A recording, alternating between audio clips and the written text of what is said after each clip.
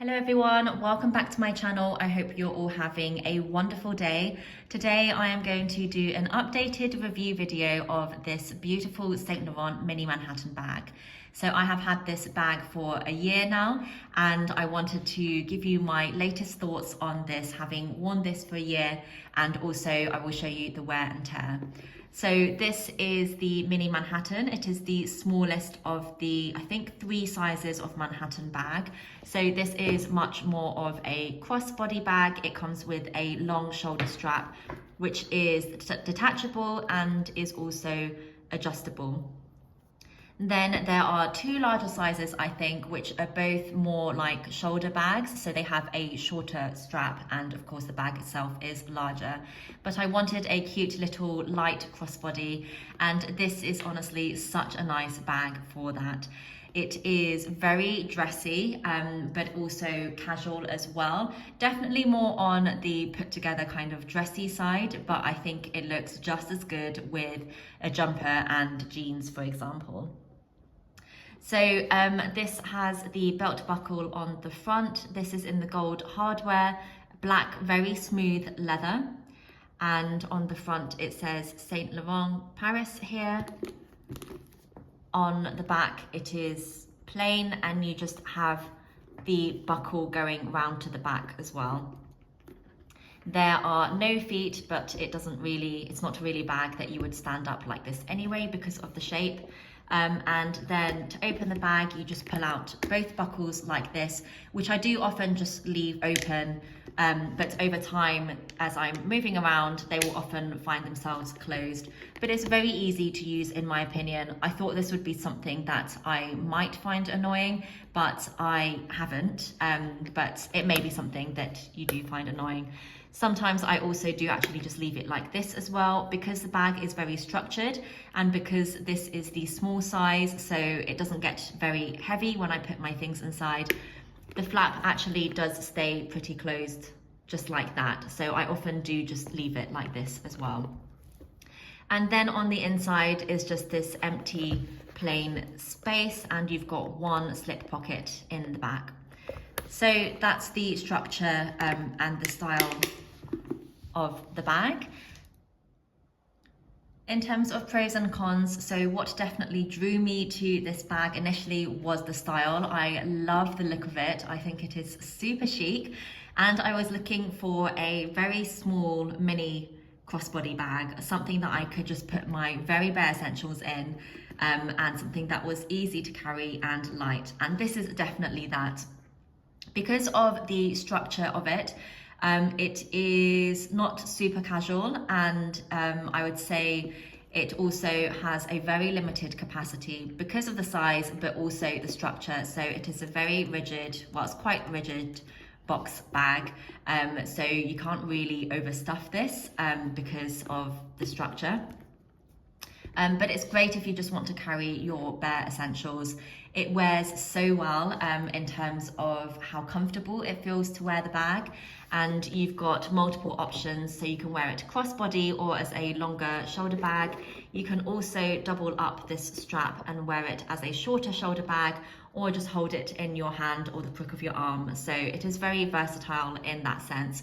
And I think it honestly goes with everything you wear, particularly because I got it in the black. It's obviously a very classic color, which goes with everything.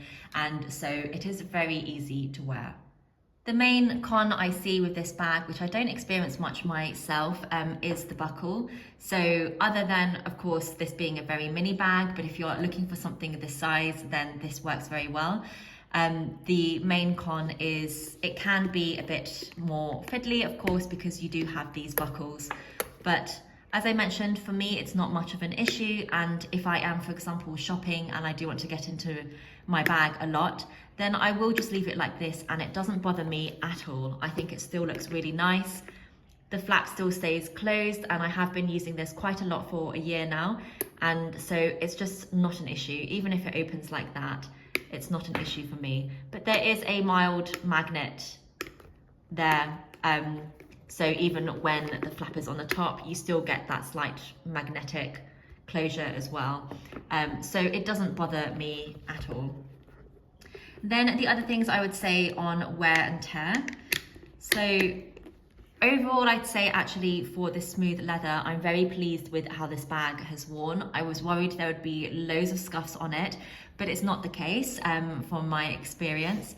There definitely are scuffs, and I will try and show you.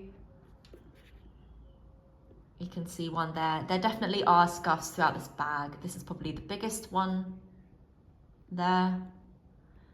But it's not something that for me affects the overall look of the bag. There's nothing major. You can see it's held up very well. Most of the scuffing is on the front, as you would imagine, just with opening and closing the flap.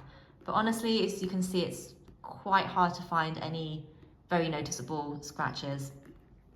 The other thing that you will have noticed, I'm sure, is the hand prints on this bag, and I purposely didn't wipe it so that I could show you in this video. This is what this just naturally looks like with use. There are a lot of prints in lighter color. This definitely will show up the most in this black color. If you get a different shade of bag, then I don't think it will show up as much, but there are lots of, you can see, just slightly whiter bits here, which are just from fingerprints and generally I think wearing, having cream as well. So it's kind of like a cloudy black. So I just wanted to show you the raw view of this, in case that is something you are bothered by. Of course, if you just wiped it down, then that wouldn't be an issue. And it's clearly not something that bothers me too much because I've let it get to this state. But if that is something that you don't like, then it's something to be aware of with this bag and with the particular shade, I would say. I don't think it would be noticeable, probably not noticeable at all in the ivory color, and in the tan leather, maybe a bit, but definitely more noticeable in this one. Other than that though, wear and tear is very good in this. So there's no actual kind of scuffing to the sides. These bits, I forget what they're called, the piping is still very nice. The hardware is in very nice condition. There are lots of little hairline scratches, which is to be expected. And then the other thing to mention is on the inside of this magnetic closure, you can see some color wear there in the corners, but of course if you have these closed then it's not an issue because you won't see it, but that's to be expected, so not much of an issue there. You can see actually when I open this even more the kind of grubby marks there. It looks like a vintage bag, and some scratch marks, so yeah, just something to be aware of. But otherwise the bag has held up very nicely, and of course the fingerprints can be something that you can just wipe away. The strap is in very nice condition still. Of course you have some creasing here just from me sometimes changing the setting, but again, to be expected, so nothing really to note there. So that's it for this video. I hope that was useful. It was a bit more of a wear and tear because I was just conscious that I've had this for a year now and wanted to show you what the bag looks like now, the condition of it. But yes, I do think overall it's held up very well, particularly for such a smooth leather, which could show up everything, I think. But in terms of scratches, it's done a lot better than I was expecting. Thank you so much for watching. If you have any questions, please let me know and I will try and answer them.